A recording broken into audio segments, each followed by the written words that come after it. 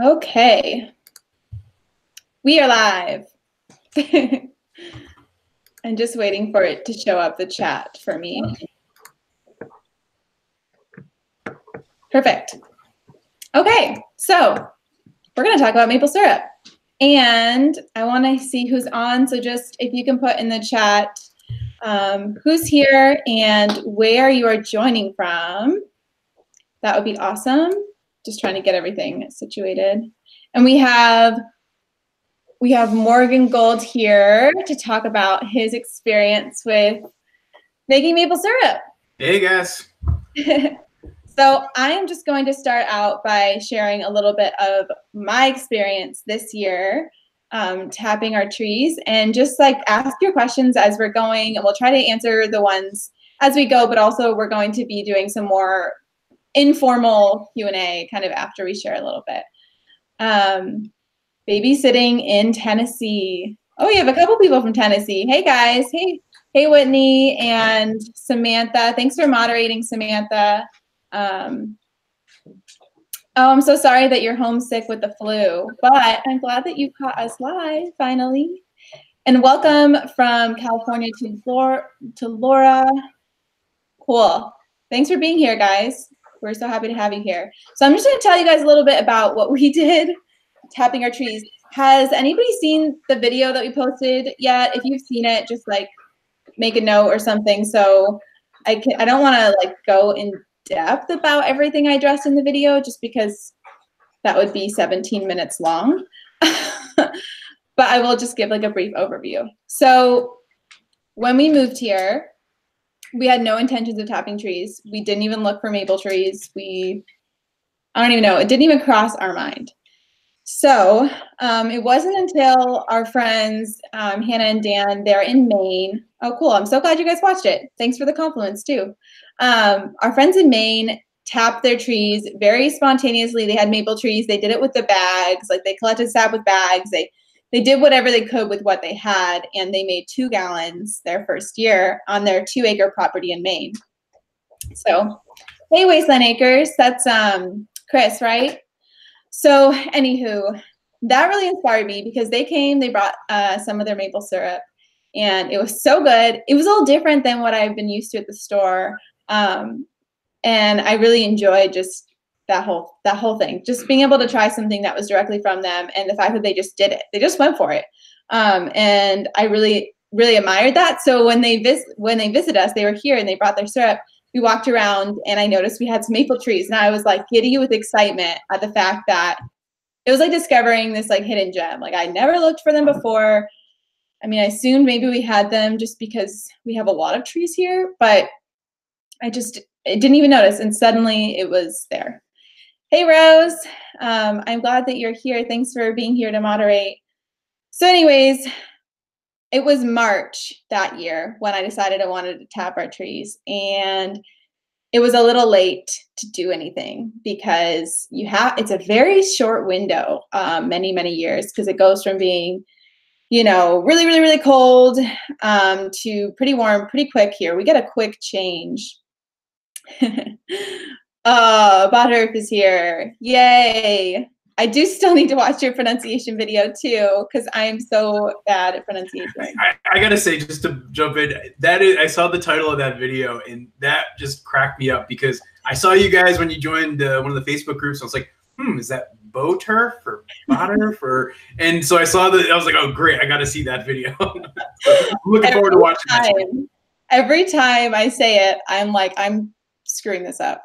And I try every time, and they'll tell me, and I'll be like, okay, got it, and then I forget, so I said I really need to hear you guys say it, and then I guess I helped inspire something. I'm sure there were others too, but it was funny. I need to watch it, but I'm glad I got it right. That's awesome. Hey, Stivers, I was a little thrown off when I just noticed your new logo as the picture. I love the new logo. So welcome. Did I miss somebody? Bombs to the Bushels. That's a cool name. Howdy. And Hold the Walnuts is here too. Welcome, guys. I'm just telling my maple syrup story, talking a little bit about that was loud. Discovering maple trees for the first time on our property and just being really excited. And it being last year and we couldn't do anything about it because it was already too warm. So anyways, I knew I wanted to do it. I've been really, really excited to do it, but I'm not a planner at all. I'm not organized. I'm not a planner. And if you think I'm organized, it's because I have to put things in place to make myself organized, or else I will not be doing anything right. So, anywho, this year it was getting to be like 40 or 50 degrees during the day. And I was like, oh crap, we have to tap our trees. And we didn't have time to order anything online. So we went to the store to pick up a couple spiles and some buckets, not having any idea what we were going to do with 2 buckets. So we got our buckets. We did the thing. That was just in February. It got warm kind of early this year. And we collected our first little bit of maple syrup. And then we realized we needed to expand our capacity, and found some new buckets and some new spiles, mismatched along the way because we didn't have any time to buy anything online. Oh, and I will say I tried to plan, though. I tried to plan, guys. I bought spiles and tubing online in December, and it didn't match. I bought it from the same place. It was supposed to be a kit, and they didn't match. The tubing did not match the spiles, so that was lame. So my plan failed.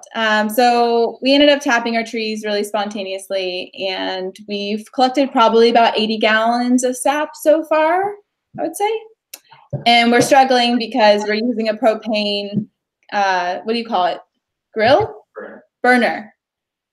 We're using a propane burner outside and using we're using our pressure canner pot actually because it's the biggest one we have.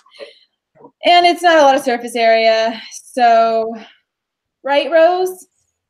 Yeah, okay. So I will say it was from MI Gardener. So I love Luke. I love the channel, but don't buy the maple syrup tapping kit from MI Gardener because the pieces don't match. But I do like a lot of other things they have. I just don't want to lead anybody astray.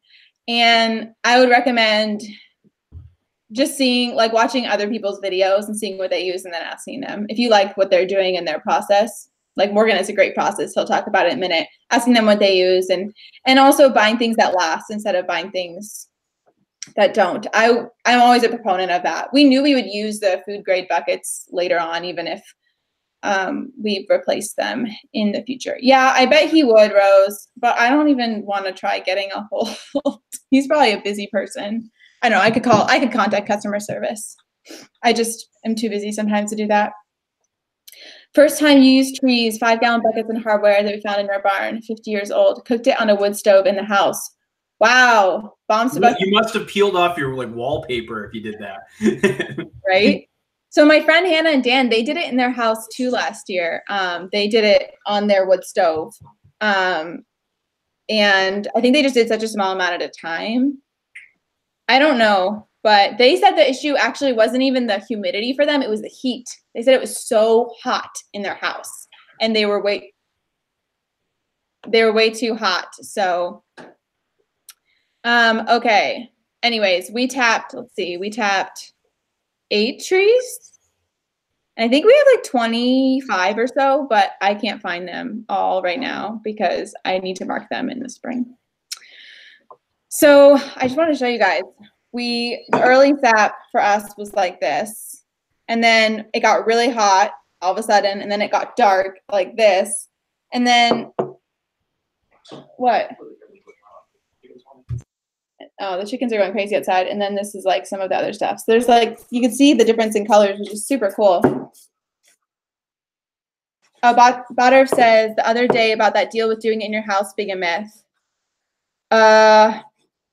I would say that I can't imagine it being a myth. It's kind of just like science. If you boil something at a really, really high heat for a really long time and it's got a ton of water, it's just going to create a lot of humidity. So I wouldn't say it's a myth. I'm sure you can do it in some environments, but I would not recommend it. I don't know, Morgan, you want to try? I mean, the way to think about this, guys, is this. So, it takes, about 40 gallons of sap to make 1 gallon of syrup. So that means that if you're cooking, trying to cook to a gallon's worth of syrup inside, even if you're only doing half of that, you're cooking off, let's say you go half that. So to make half a gallon, you're cooking off 19 gallons of water to get to that syrup. So you're releasing that into your house. You could get away with it if you have great ventilation and you have all the windows open. It might be okay, but it's just not a great thing to do. And you're always better off to cook it, outside. And then the other thing that comes into play, which, I'll talk about when I talk about my evaporator, the amount of surface area that you allow for evaporation is crazy important, because that's going to dictate how quickly you can cook off the water. Absolutely. And that's what we're really struggling with this year. Hey, Liz, welcome. It's good to see you here. Hey, Liz, you're up late. What time is it there? I guess midnight, right? We get Cheryl on here sometimes from Highlands, Homestead in the Highlands. I don't know what time it is there, but it looks like Chris is trying to make sure we don't have a fox issue outside. So he's running around like crazy. 11 p.m. Okay, so it's late. I've been up lately till midnight or 1:30 because of YouTube editing. It's compromising my sleep. Okay, so starters, there are a lot of opinions around it, but I would never put propane inside the house. Well, yeah, definitely wouldn't. Like bring our burner. Yeah, burner, that would be very fire unsafe. Yeah. Hey, Natasha, welcome. Yeah, I just think when it comes to things like what Morgan was saying, it's a ton of humidity. So you could do it probably. Also, the burner capacity, like unless you have like a crazy fancy, huge, massive burner on your stove, it's probably not going to be that big, and it's going to take a really long time. Like even the small propane burner that we have outside is a lot bigger than what we have on our stove, and we have a pretty good sized burner on our stove. So just easier to do it outside, but weather makes it sometimes not easy. We're supposed to get rain all day Saturday, and I'm like, oh, I really wanted to make maple syrup on Saturday. Well, that's why people build all these intricate sugar shacks, Jen. I know. It was so funny because you don't think about those things, right? You do your thing, you do it at a small scale, and you're like, oh, that's why somebody did this, or like that's how this technology comes to be in this like crazy operation, because it's beneficial to somebody who decides that they want to do it at a larger capacity. And I don't know. I was watching your video yesterday and seeing it, like you did everything that I did 2 years ago, where it was like, oh yeah, the plastic buckets, like especially those light blue plastic buckets that you can get different places, so cheap and crack so easily and can tip off and fall off really easily. We did that using like a big stock pot with like the same sort of Bayou Classic propane turkey burner that you use. Like we did all of the same things, our first couple of years. And what you do is you're exactly right. You see the experience, you dive in, you do it a little bit, you make a little bit of syrup, you absolutely fall in love with the taste, you fall in love with the process. And then, like what I've done in the last, 6 or 7 months is I plotted out exactly how I was going to do everything this year, and made some improvements. I made sure I actually used the old-fashioned metal bucket system, which like a lot of the old timers around here swear by, which I've got to say, they're really easy and cheap and plentiful around here to get. They were like, I don't know, I think about $6 a bucket and lid set up. Plus, they're easy to hang. They don't break. They hold 3 gallons of sap. And, so like that was like one of those improvements. Figuring out how to do the evaporator system was huge. I made a video tutorial on this earlier this year, cinder block evaporator, which I use like catering trays to cook off of. And by putting the sap in there, what it does is it gives you more surface area, which allows the water to evaporate quicker. And, this past Sunday, I did about I made a half a gallon of syrup in about an hour and a half of cooking time. And the beauty too is it was all wood fired. So, like it was very, very cheap, fuel costs versus I remember that first batch of maple syrup I ever made. It was a whole day's worth of boiling. We were trying to store our sap because I was still going back and forth from DC at the time. So Allison was gathering the sap up here during each day, and then she'd freeze some of it. And then I'd come up in 2 weeks and then try to boil it all. But then you have these big blocks of ice that you're trying to melt. It was just, it was like such a disaster. but you get better and you find ways to improve. Absolutely. Welcome, Bare Hands Homestead. We're glad to have you here. We're just talking about our lessons learned, really. And it sounds like I am learning a lot of the lessons that Morgan learned last year.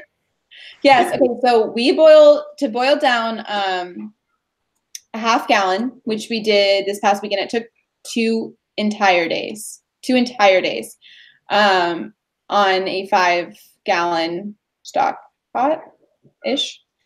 Hey, Abiding Acres, welcome. Yep, learning along the way. So I think, yeah, it's like the thing for us, Morgan, I'd love to hear your advice on this. It's like we are so busy. And so for us, like the propane is nice because we can just let it go and check on it every hour, you know, in the beginning stages.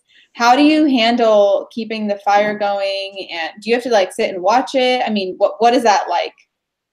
It's kind of like, it's at least the last couple of weeks, it's been like a nice Sunday ritual. So what I do is I gather up all of our sap over the course of the week, and then Sunday afternoon, while I'm, you know, doing other stuff around here, whether I'm, you know, working on the barn stuff or, you know, just kind of dealing with the ducks or just hanging out with some friends at some point, you know, you just have the fire going, and, you know, you don't have to sit right in front of it, but, you know, every 20 minutes, 30 minutes, you want to check on it and do it.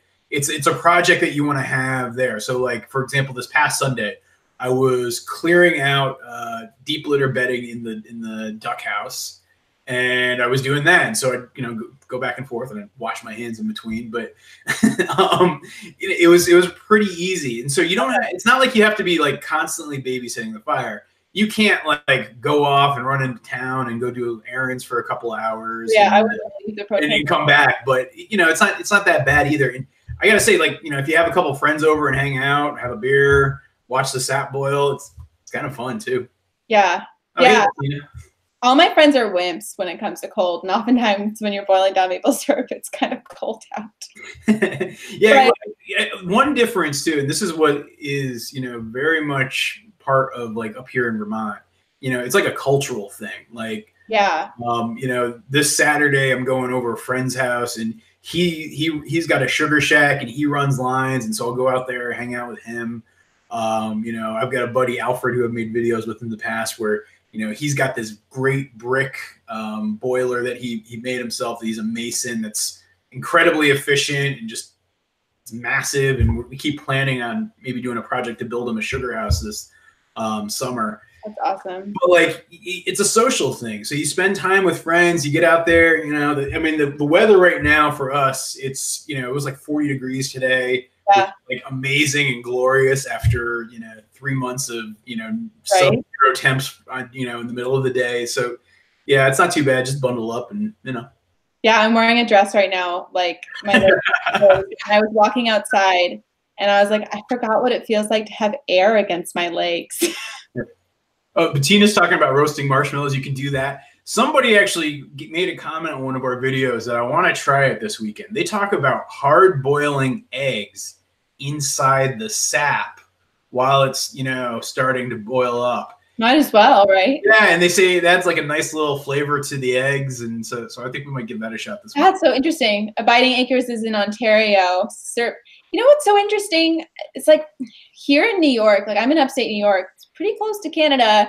You know, we get a lot of maple trees. Like there's New York maple syrup is a thing, but we don't have that culture like you were talking about, Morgan. And I think it's where I live, where we live here on the farm is fairly close to the city of Rochester.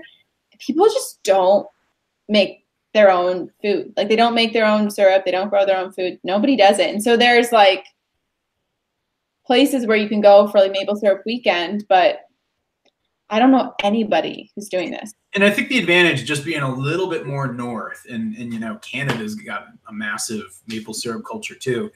Our season is a little bit longer. You know, even Rose at Wholesome Roots was mentioning that, you know, down in Georgia, she has maples, but the temperatures never quite get right, and they don't get enough consistent days to make it really kind of a true sugaring season.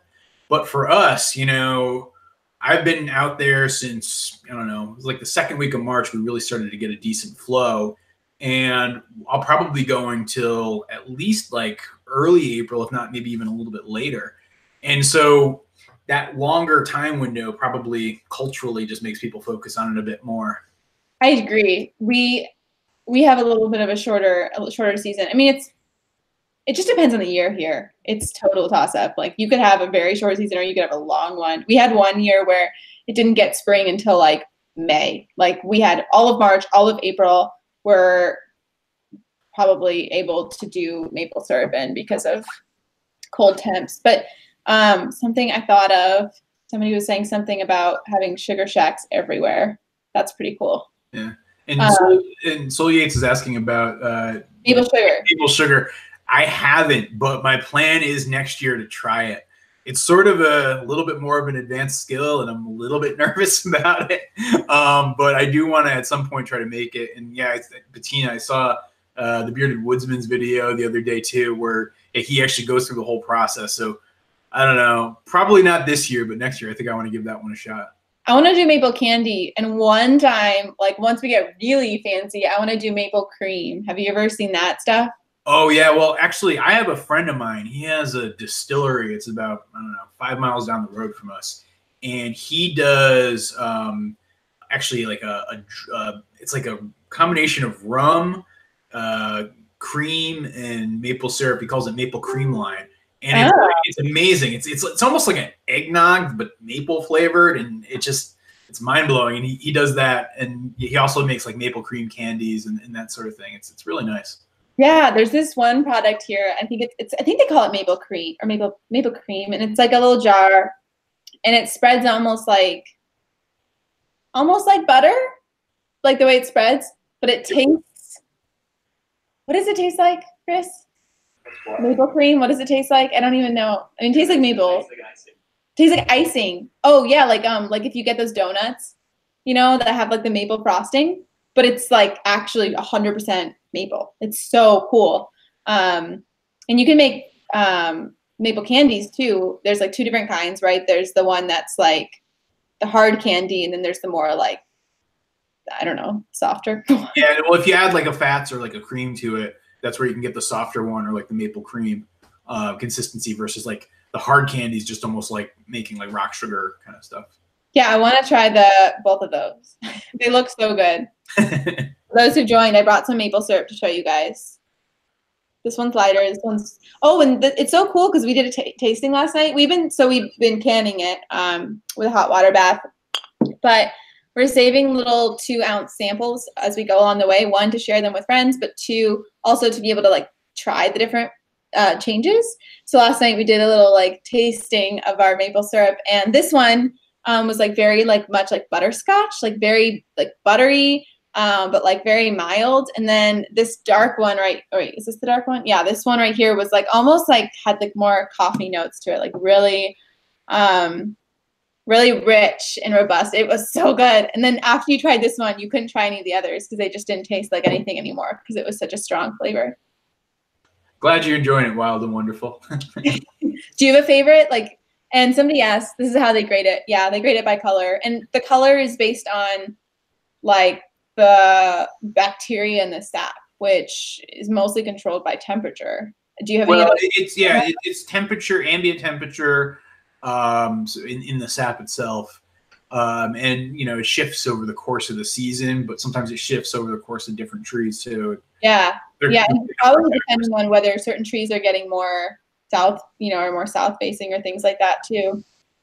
Well, that you're actually good to bring up the south facing thing. One of the things that I've found is on some of the trees that I do multiple taps, I'll do 1 north facing and 1 south facing, because it gives me sort of a more consistent ongoing flow of sap.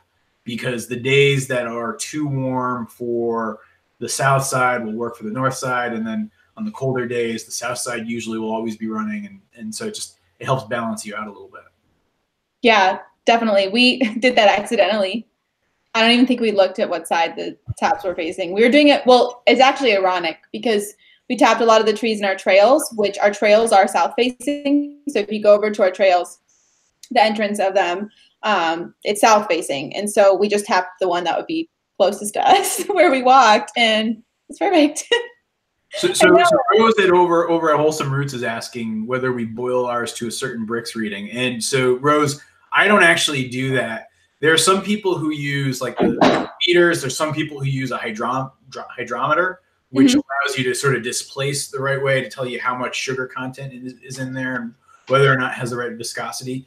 The way I do it, though, which is sort of the relatively low-tech version, is I just look for temperature. And what you're basically looking for when you boil it is you want to do it 7 degrees above the boiling point of water. And so that's usually, if you're kind of in North America, not in the Rocky Mountains, around 212 degrees. Okay. And so, like, you know, we're usually shooting for like a 219. The way you can even test it out, though, because it changes with atmospheric pressure and, you know, cold fronts and warm fronts and all that sort of stuff, is you can just boil some water, figure out what temperature water boils on that day, and then just add 7 degrees. And that will get you there. It might not be exactly what you might want in terms of like a Brix reading, but it gets you close enough, at least if you're working on a home scale. Yeah, and we haven't been doing any of that. So I want to do temperature, but we've really just been boiling it down for just until it gets to that point where there's not much left to boil down and it tastes right. Like, I will taste it throughout, and it's I mean, it's dark, but it's not always dark. I mean, you can see this one. This one's pretty light, but I don't know. Well, one thing I should note too, because I know we were trashing, you know, boiling inside your house. What I will usually do is I will do most of the boiling and get most of the evaporation going outside. But then when I'm in the, you know, final legs of getting it ready, I'll throw it in a pot and bring it inside.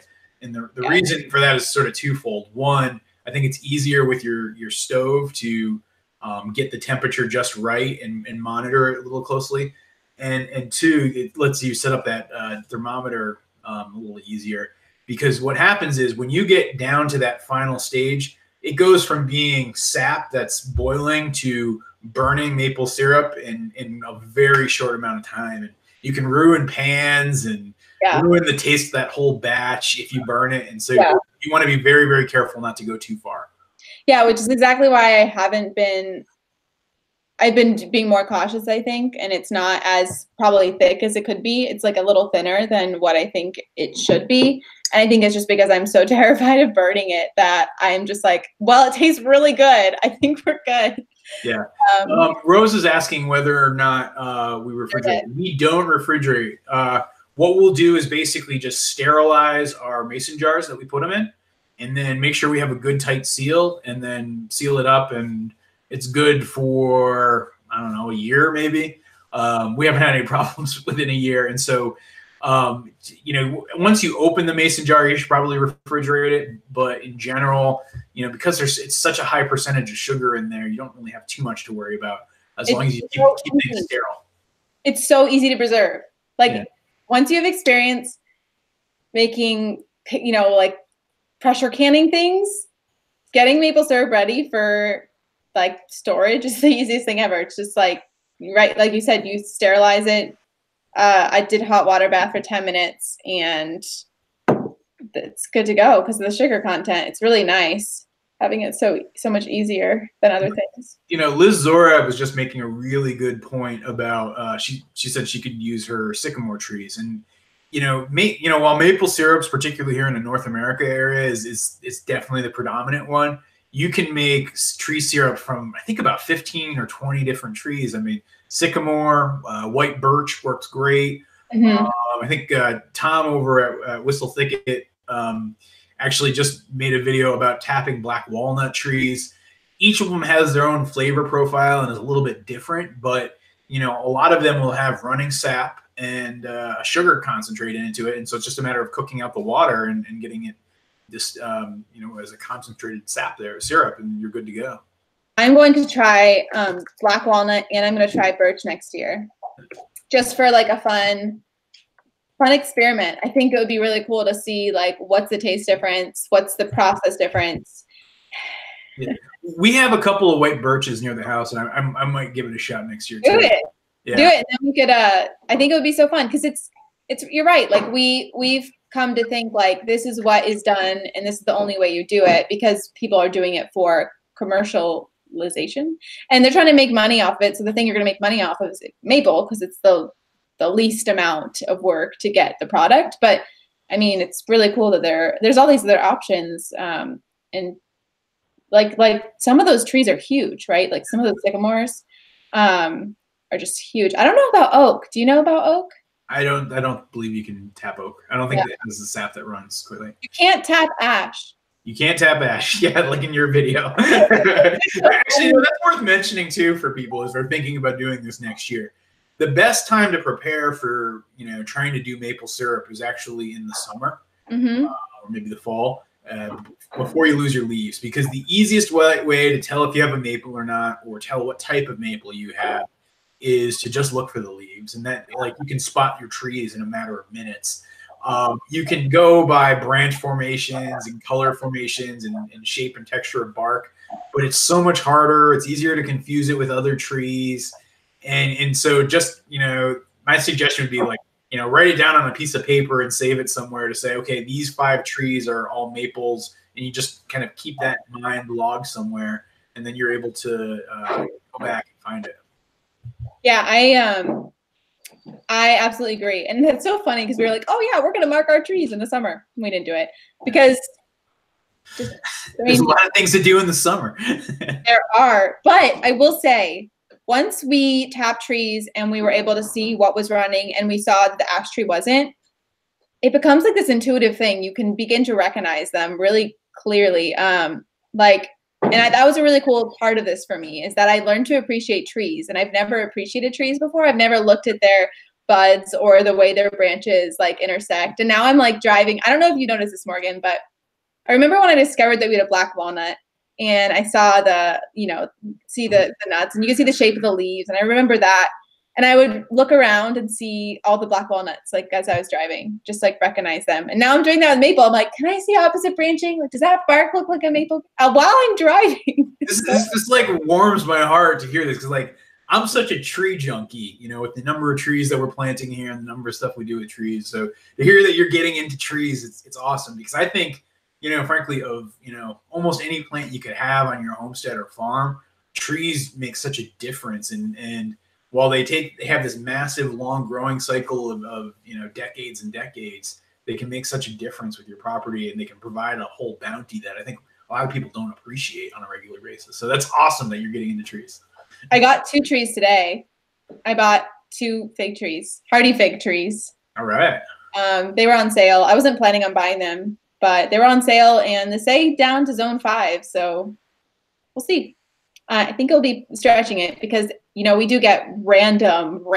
Like this year, we had that one day where it was like -25 wind chill. I mean, that was everywhere, but I don't know. I don't know what would happen to a hardy fig tree in that situation.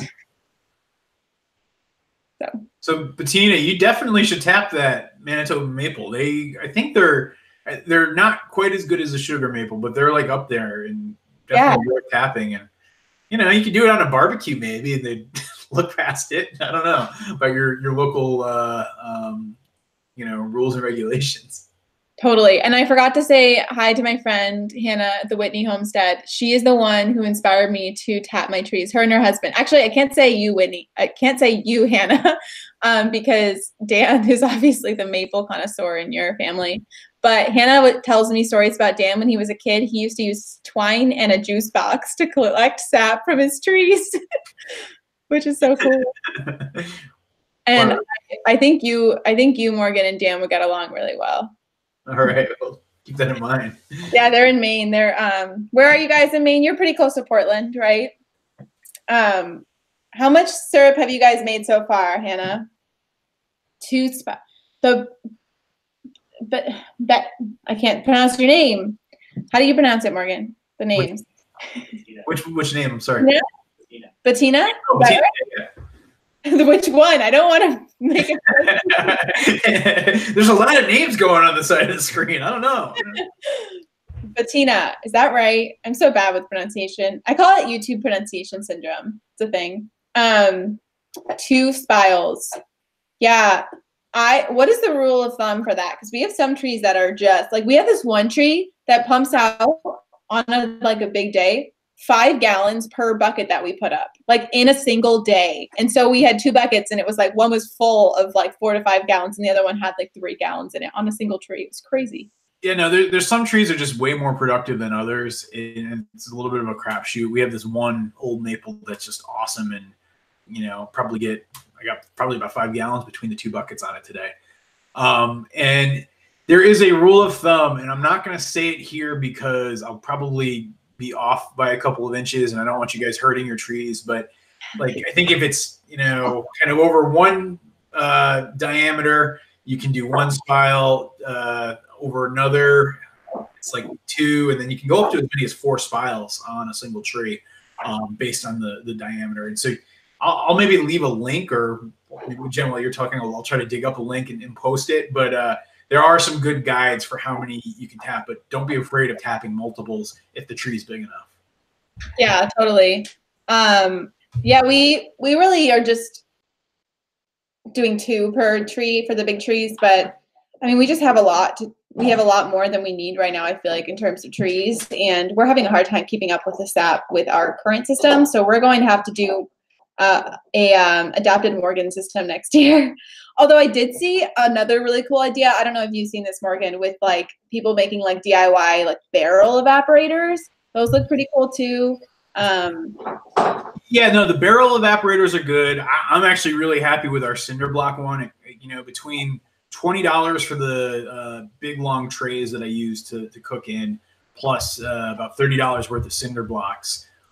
It was really easy and cheap to make. It took me about an hour and a half. So that's one way to go. But the barrel ones work too. When you're thinking about an evaporator, though, the basic principle you want to zero in on is just making sure that you have something that you can get good hot heat, preferably wood-fueled heat. Mm-hmm. And on top of it, that you have a lot of surface area for your sap.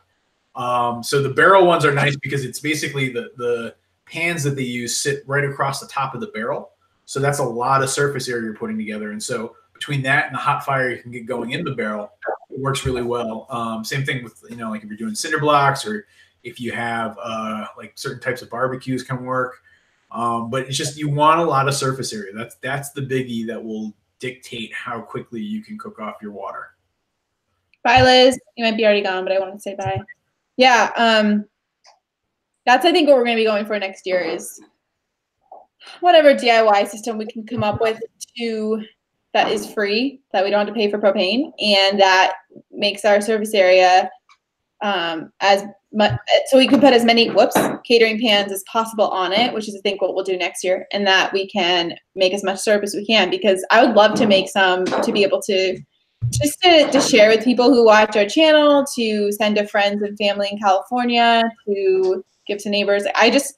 The more I do this, the more I'm like, oh, I wish I could just have everyone try it, but then we have none left. By the way, I actually have my reference sheet. I dug it up in my notes for size of tree and how many taps. It's got to be at least 14 inches before you want to tap it. And so at 14 inches, you can put 1 spile into the tree. At 21 to 27 inches, you could put 2 spiles into the tree. And then when you're 27 inches or above, you can put 3 spiles in. But one thing to know, you probably want to be at least a foot away from each tap, just to give them a little bit of space here and there. And you should always be about 6 inches away from a previous year's tap too, because you can introduce disease and damage the tree if you go back into that same hole or too close to that same hole. Question for you, Morgan. We have some maple trees, some big maple trees. And I think this might be a silver maple thing. I don't know. I want to see if I want to respond to somebody first. Yes, Rose, I am hilarious. And okay, I don't see any questions right now. But anyways, we have some silver maples that branch out really low. And they have big branches. They're probably 16, 18, I don't know, between 18 inches and 2 feet per, big branch. So what we've been doing is we'll tap one and then we'll tap another one. Is that like the approach you would take with that situation? I wouldn't tap the branches, and here's why. Most of your sap flow, particularly from the freezing and unfreezing action, is going to come within the trunk of the tree. And if you're going out into the branches, you're going to have a lot less flow. Mm-hmm. And then no trunk, though. What's that? There's no trunk. Like it branches out from the ground. Do you know what I mean? Oh, I see what you mean. So it's been split over there. Yeah. You probably could get away with that. Okay, I see what you're saying. You'll have to watch. You'll go back and watch our video all over. Yeah, send me a picture. Maybe I can. But yeah, like the trunk is always the best place to be, and yeah, you want to be usually at least 2 feet, 2.5 feet up off the ground. Yeah. So if you're saying that it splits at like 6 inches, then yeah, I guess you could go with each branch. Yeah, and those ones are producing a lot. So I think it might be a silver maple thing, because these trees every silver maple we have is like that. Like I don't know, maybe it is. Interesting. I'll have to look it up. But it's interesting because we do have a couple, I think they're red maples. We have a couple red maples and they don't do that. They don't, produce like multiple limbs right from the trunk. Like it's like I don't even know. I don't know how to explain it. Hey, Cheryl, is it late for you? What's the time there? Homestead in the Highlands. All right. Yes. We got everybody from over on the other side of the pond coming in tonight. Abiding Acres. Yes. We have the same thing here. If you go down to like Naples, which is a little bit colder, that's like at the tip of one of the Finger Lakes. They do a lot of maple syrup there, and you'll drive around and you'll see the blue lines everywhere. Yeah, I'm like drives around here. They're kind of, the lines are basically on every mountain. You've got them running down, and there's like probably about a half dozen large sugaring operations at the bottom of each one of those lines, and it's amazing to watch that stuff run. A buddy of mine has a larger operation like that, and it's just a whole different process. Whereas doing it at a home scale, it's sort of this slow, lazy experience of you collect your buckets, then a couple of days later you cook it all off. There, it's like they have lines running in and changing pans and multiple chambers for evaporation, and it's almost like you're panicking to try to get your cook happening fast enough to match the flow of the sap coming in, and it's just a totally different feel. Yeah, it's so interesting when you do something at a small scale. Like it makes you, I don't know, it just makes you appreciate the whole process more as you grow, like how much capacity you need. But I wanted to welcome the Petite Plantation and Broussard Homestead. Thanks for being here. We are just kind of talking maple syrup, maple trees. Sorry, the dogs are a little silly over there. If you have questions about, like, they could be like the silliest questions, or you might think they're the silliest questions, and feel free to ask them. Somebody asked me recently, they saw the sap coming out of the tree and they were like, why is it clear? And they were like, when does it change? And they didn't know you had to boil it down, which I thought was really interesting because it would be so much cheaper to buy maple syrup if it came out of the tree like syrup. Well, actually, it's funny. One of my wife's favorite bougie beverage choices is drinking just the sap. And so we will often just, filter it and refrigerate some of the sap. And it's nice. And I mean, you look out in stores now, they charge like $3 for a can of water. And all that is just pasteurized sap. Yeah. So, I mean, you can get that stuff easy, and it's like no work at all other than throwing a tap in if you ever want to drink it. So I didn't know that's what that was when I saw it sold in the store, like before I got into maple tapping and all of that. Broussard, I'll love to hear about elderberry syrup. But yeah, so I had no idea about what the maple water was. I kind of thought it was springs near maple trees. And I was like, why is it so expensive to drink water that has like a maple label on it? But I've been wanting to do that since we collected sap, but then I'm too interested in turning it into syrup. So I need to try it. It's worth, no, it's really worth, like, just take like a half gallon and leave it like in a pitcher in your fridge. You probably don't want to leave it there for a couple of days because it can go rancid, but I think it's totally worth it. That's so cute, Josh. Hey, welcome. Drinking sap out of the spile. Well, I'll be honest, I've been guilty of that too, especially when it does like you empty the bucket and you still have just a drip going and you're just We have one tree, like I'm saying, it just you move the bucket and it's like pouring because it's just like dripping like crazy. That's my favorite tree. It has a tire swing on it. It's like my dream tree. Like when I came and saw this property, and which is so cool because it was one of the trees I just remembered coming and seeing this property, and I had no idea it was going to produce maple syrup for us, but it had a tire swing, and I remember just thinking like one day we'll have kiddos and they'll be hanging out in this little tire swing under this tree. I thought that was so cool. Awesome. Laura says Lumna Acres had videos on maple syrup. Yeah. Al does, right? No, Al has a very cool setup. So Al's setup is, if people are out there looking for systems to emulate and they don't want to do like the old fashioned metal bucket, the other way I'd suggest is actually what Al does, which is he runs a tube from the spile into the ground, and he has like just the food grade buckets that he drills holes in the top of and goes right into a 5-gallon bucket. And it's just really simple. It's really easy to collect. You have a lot more capacity than just a hanging bucket. It won't tip over. You don't have to worry about, like birds pooping in it or anything. And it really is a good setup that Al's got at Lumna Acres. That's awesome. Petite Plantation. Your husband's family has a huge maple forest. They have a sugar shack, and they all gather and boil it together. That's awesome. And it's so interesting. Like someone was saying something about taking the syrup and putting it in the snow, like abiding. Oh, sugar on snow. That's like a tradition up here too. Yeah, like we couldn't do that here because the snow melts like too soon. Like if there's no snow, we have absolutely no snow in the ground. So our town every late February we have a winter carnival, and we do like dog sled racing, and ice sculptures.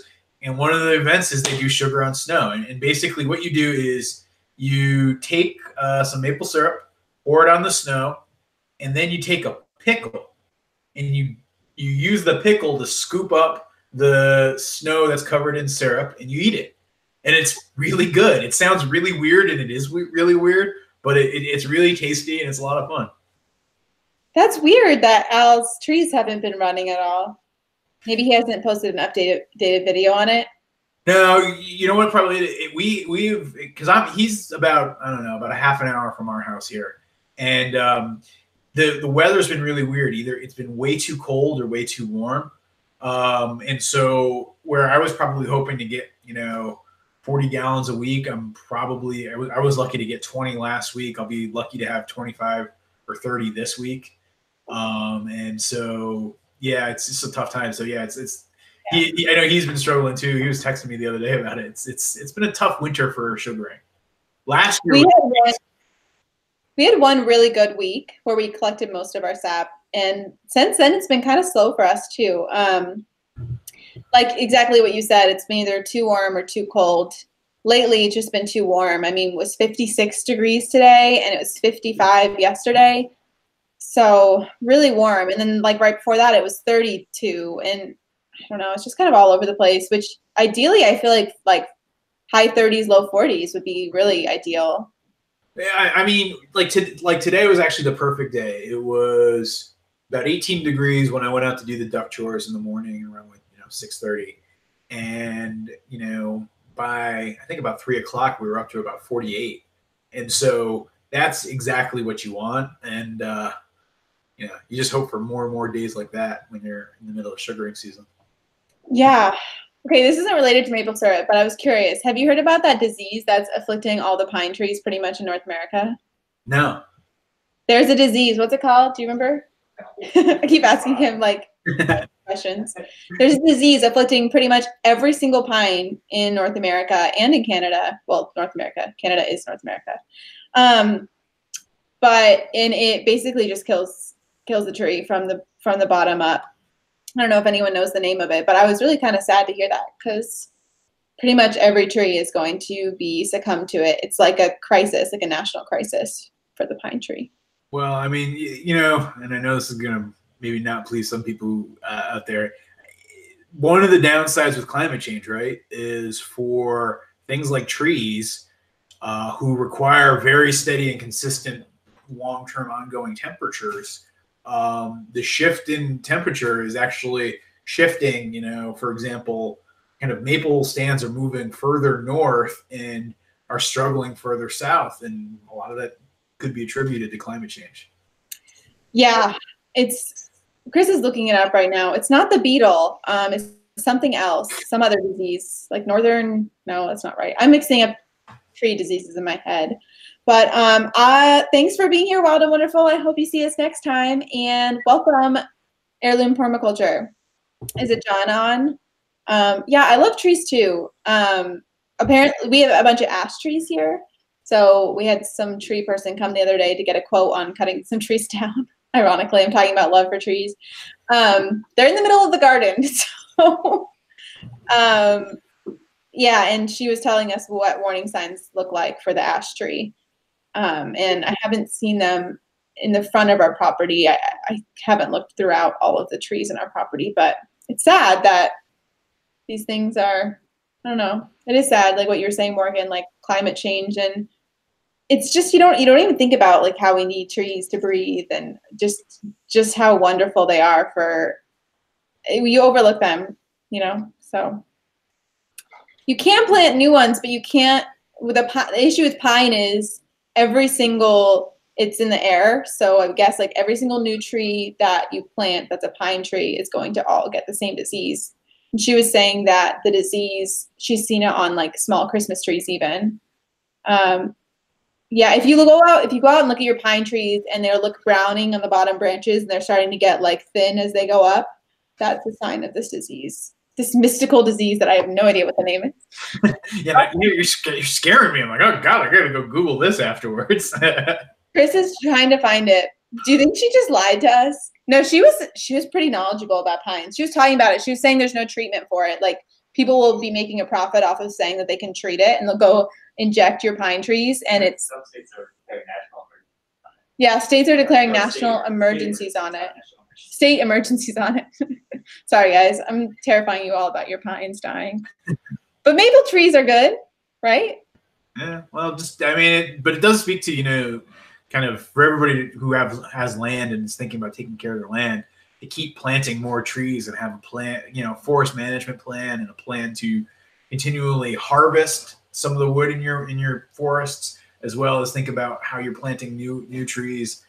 It's one of those things where you might not personally reap the benefit of that, but your land will, maybe long after you're gone. And so to think about trees is, I think, a good thing. Yeah, I agree. I'm really excited about our orchard, like just to be bringing in some trees. And Josh, yes, the pine tree apocalypse. Apparently it's already come, but I don't want to spread lies because I don't know the name of it. So until I know the name of it, I'm going to stop talking. And somebody else mentioned Broussard Homestead, bee populations are in trouble. Yeah, you know, that's something that's really beautiful about homesteading is we can address these issues on our own pieces of land. And in doing so, we're changing our communities by, you know, we're healing the land. Like Natalie says that, hey, it's a good life. She wants a healing homestead. I did not receive my trees yet, Laura. I was just thinking that I should probably look into that today because I haven't heard anything about that. So I know it's Fedco and they're in New Hampshire, or are they Maine? They're Maine. They're Maine. So the weather's been kind of erratic and like cold and then warm. And I imagine they're trying to just avoid sending trees out when there could be still risk of like some sort of storms. So I'm guessing early April. I'm excited I'm really excited to plant trees. I'm building a tree nursery at our place this year. So I already planted this past fall a whole patch of wild apple trees.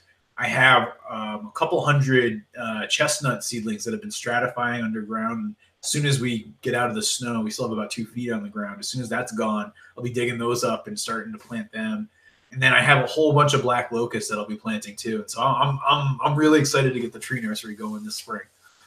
That's really awesome. I'm gonna have to make a trip and pick up some trees. Oh, yeah. Somebody said, "Oh, Chris, yeah, Cytophthorus canker." Cytospora canker. Cytospora canker. That sounds better. I was going to say something about trees. Oh, you know who's a really great channel to follow? Start from Seed Homestead. Same Jason. Yeah.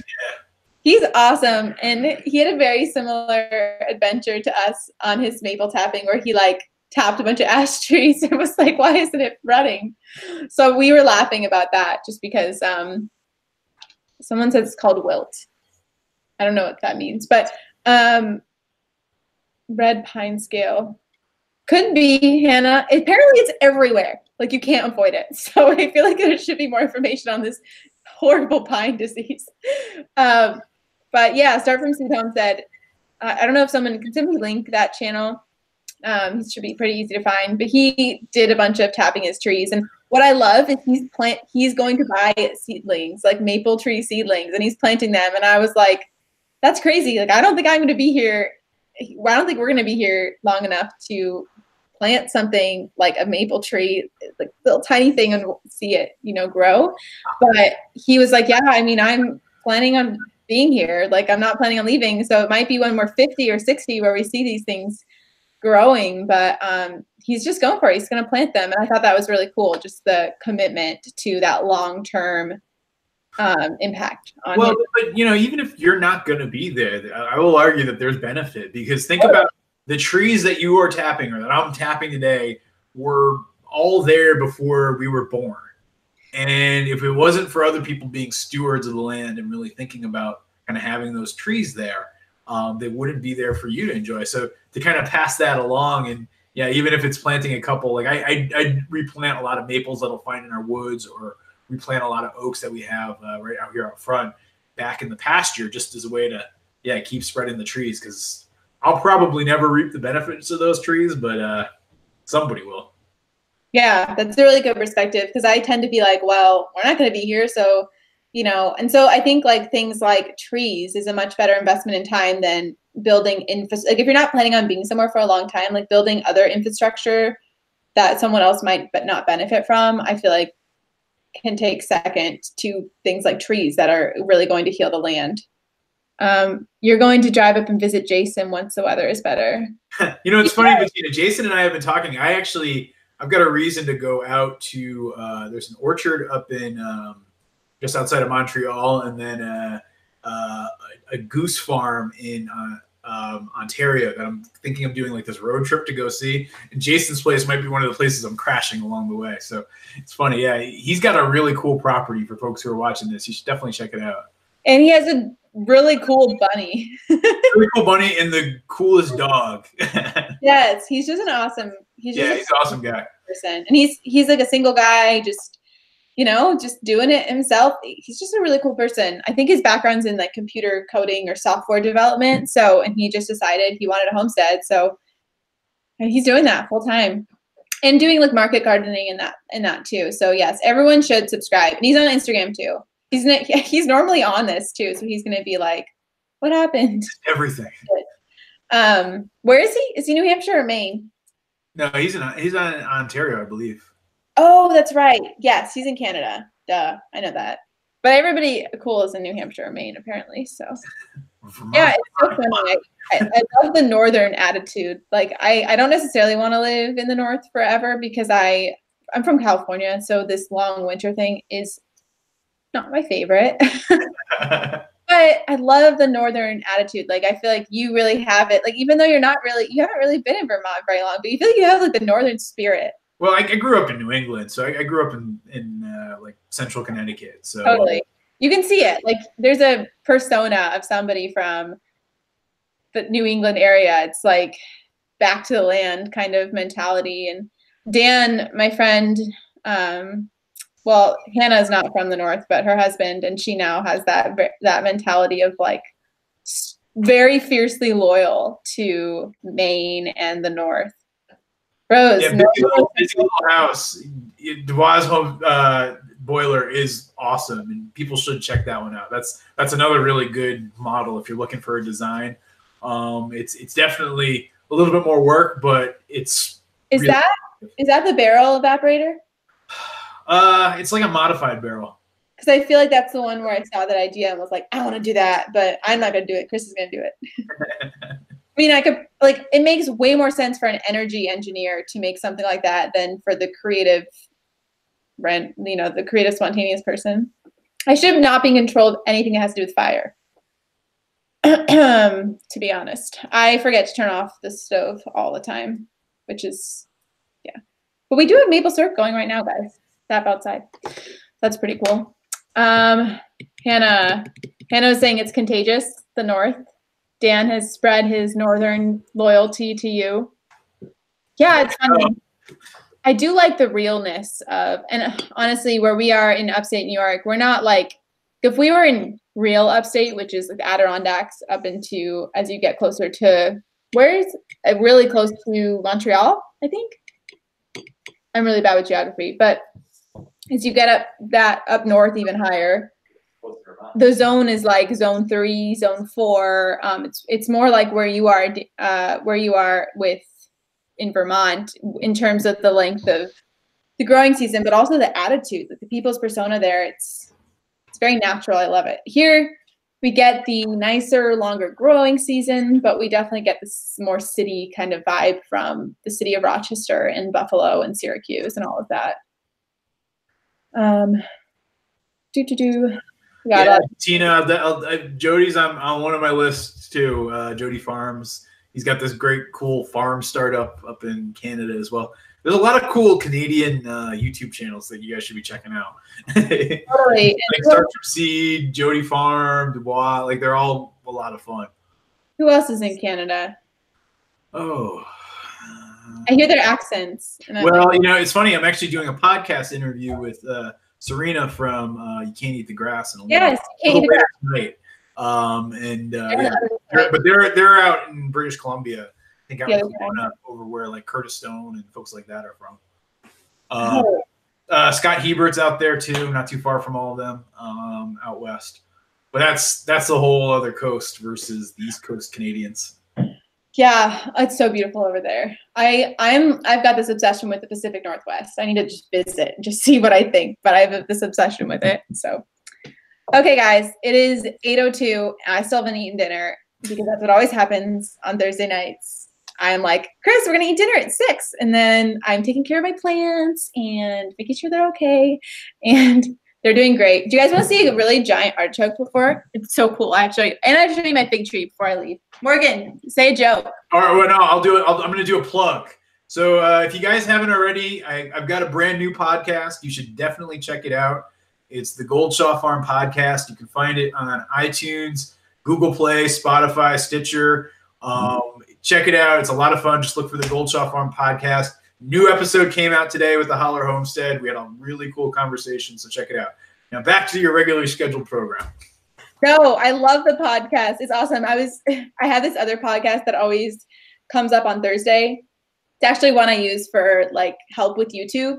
And this morning I was like getting ready to listen to that. I was like, oh no, Morgan's podcast is up. So then I listened to the Hollers, and I was bummed that it didn't last my whole commute.